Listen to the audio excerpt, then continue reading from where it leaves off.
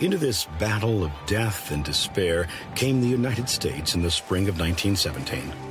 Despite President Woodrow Wilson's promise that the U.S. could stay neutral. So far as I can remember, this is a government of the people, and this people is not going to choose war. Most Americans, though they felt sympathy for the plight of Europeans, saw no reason to join a fight 3,000 miles away. At the time of Wilson's second inauguration, immigrants constituted 1/3 of the United States population. More than 8 million German Americans lived in the U.S. and naturally felt sympathy toward their former homeland. America had the closest ties with the Allies. The U.S. shared a common language and history with England and many democratic institutions. America traded with Great Britain and France twice as much as with Germany, and stories of German war atrocities had outraged many citizens of all ethnic backgrounds. Still, most Americans wanted to remain neutral, but that was not to be, primarily for two reasons. America entered the war largely to ensure that the Allies would be able to repay the huge debts owed to the United States, and America had to prevent Germany from threatening U.S. shipping. A change in American attitude occurred when the British ship Lusitania was sunk by a German U-boat. Of the 1,198 who were killed, there were 128 Americans. More ships were sunk, incurring more loss of American lives. When the German Kaiser announced on January 31, 1917, that U-boats would sink all ships in British waters, whether they were hostile or neutral, there seemed little choice but to enter the war. The discovery of the Zimmermann telegram cemented that decision.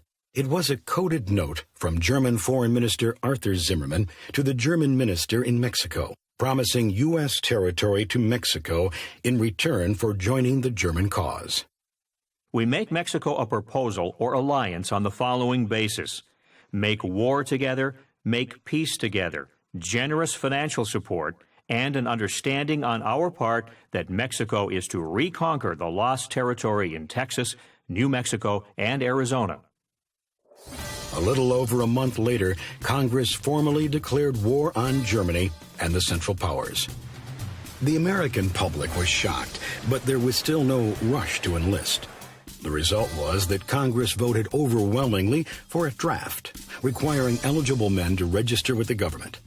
Of the 24 million who signed up, 3 million were chosen by lottery to serve. Women were not drafted, and the Army would not even let them enlist. The Navy and Marines accepted women volunteers for non-combat positions. 13,000 served as nurses, clerks, stenographers, secretaries, and telephone operators. Women could become Army nurses, but they did not receive the benefits, equal pay, or military rank of Army men. The number of African Americans who served in World War I was double their proportion in the general population. African American soldiers were segregated into separate units and living quarters, and were not allowed to join the Navy or the Marines. For the first time in history, some African Americans were trained to be Army officers, though they were only allowed to be in charge of African American troops.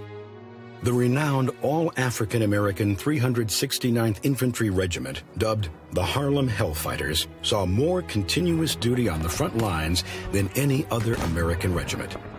2 of the 369th soldiers were the first Americans ever to receive the French military honor, the Cross of War.